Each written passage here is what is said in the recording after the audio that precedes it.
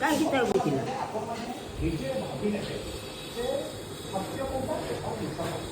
ତତେ କେତେ ପଇସା ଦେଇକିନା ଖ୍ରୀଷ୍ଟିଆନ ହେଇଛୁ ତୁ କହ ସତ କହ। ଆମକୁ କାହିଁ ପଇସା ଦେଇକି ଆମେ ଖ୍ରୀଷ୍ଟିଆନ ହବୁ? ଆମର ଯେହେତୁ ମାନେ ପୁରୁଖା ଲୋକ ତୁ ଆମେ ପଇସା ଦେଇକି ରହିଲା। ଟିକେ ନ୍ୟୁଟ୍ର ମାମା ତୁ ପଇସା ନେଇକିନା କଣ ପାଇଛୁ ପୁଣି ଖ୍ରୀଷ୍ଟିଆନ? ଆଉ ଗୋଟେ ହଁ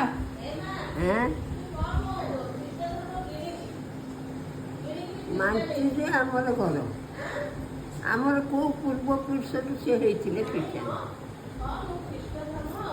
କିଣିକିରି ହେଇଛି ପଇସା ନେଇକି ବିଶ୍ୱାସରେ କିଣିଛି। ମୁଁ ବିଶ୍ୱାସ ଦେଇଛି ତାପରେ କିଣିଛି। କହ ତୁ କହ। ମୁଁ ପଇସା ଦେଇକି ଖ୍ରୀଷ୍ଟିଆନ ହେଇନି। ଆଉ କେମିତି ହେଇଛି? ମୁଁ ବିଶ୍ୱାସ କରିକି ଖ୍ରୀଷ୍ଟିଆନ ମୋ ଇଚ୍ଛା ହେଲା। ତୁ ମୋତେ ପକୋଡ଼ାଟା କହିବୁ କୁଆଡ଼େ ପଡ଼ିଆ, ମୁଁ ତ କଥାରେ ପଡ଼ିବି। ପକୋଡ଼ା କାହାକୁ କହୁଛୁ? ଏଇ ସେଇ ଯୋଉ କି ମିଶ୍ର, କି ମିଶ୍ର? ଟପୁ ମିଶ୍ର। ତା ନାଁ ଗୋଟେ ଦେ, ତୁ ସମସ୍ତଙ୍କ ନାଁ ଦଉଛୁ, ତା ନାଁ ଗୋଟେ ସିଏ ଦେ। କହିବ ମୋତେ କୁଆଡ଼େ ପଡ଼ିଆ, ମୁଁ କୁଆଡ଼େ ପଡ଼ିବି। ସେ କହୁଛି ଯେ ସମସ୍ତେ ପଇସା ନେଇକି ତାଙ୍କ ଖ୍ରୀଷ୍ଟିଆନ ଖ୍ରୀଷ୍ଟିଆନ ହେଇଛନ୍ତି। ଆଉ ଗୋବିନ୍ଦ ଚନ୍ଦ୍ରକୁ କାହିଁକି ତା ମା ହାଡ଼ି ଘରେ ବିକିଲା? ହାଡ଼ି ଆଉ ଘରେ ଏବେ ଯୋଉ ପଡ଼ିଗଲେ ମନ୍ଦିର ଉପରୁ ସେ ସେବାୟତ କ'ଣ ପାଇଁ ଦୀପ ଧରି ଯାଉଥିଲା, ସେ କାହିଁକି ଦେଉଳ ଉପରୁ ଖସି ପଇଲା? ସେ କାହିଁ ଖସି ପଇଲା? ସେ ପକୋଡ଼ା କହୁନି।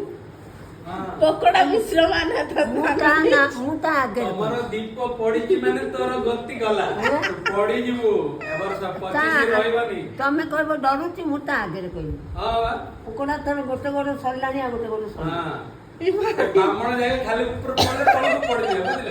ଆଉ ସେ ସେବାୟତ ପଇଲା କାହିଁକି? ତାକୁ ଶିବ ରକ୍ଷା କଲାନି? ଆଉ କଲାନି କାହିଁକି କଲାନି? ମୁନା ଧରିକିରି ବଇଛି। ସେ ସାପ ଧରିବାକୁ ପଳେଇଥିବ, ଗଞ୍ଜେଇ ଖାଇକି ଗଞ୍ଜେଇ ଖାଇ ଦେଇଛି, ସେଟା ପଡିଗଲା। ନା ସେମାନେ ପଚାରୁଥିଲେ ଯେ ପୁରୁଣା ଲୋକ ପଚାରେ, ସେମାନେ ପଇସା ଦଶରଥ ନେଇକି ଯେତେବେଳେ ହେଇଛନ୍ତି। ମଲା, ରାମଚନ୍ଦ୍ର ଫେରିକି ଯାଇଛି କି ତା ସେଠି ମୁଖାଗ୍ନି ଦେବାକୁ, ଶୁଦ୍ଧ ଘର କରିବାକୁ ଫେରିକି ଯାଇଛି କି? ନା ନା ସେ କେମିତି ଅଶୁଦ୍ଧ ହେଇକି ରହିଲାନି? ହଁ ସେମାନେ ଉତ୍ତର ଦେବେ ଆଉ। ସେ ଶୁଦ୍ଧ କେମିତି ହେଲା? ହଁ ସେ ତ ଶୁଦ୍ଧ ହେଇନି।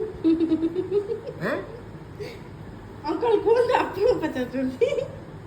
ଆକ୍ଚୁଆଲି ଯୋଉମାନେ ଦେଖୁଛନ୍ତି ସେମାନେ ରିପ୍ଲାଏ ଦେବେ ସେ ଶୁଦ୍ଧ ନା ଅଶୁଦ୍ଧ।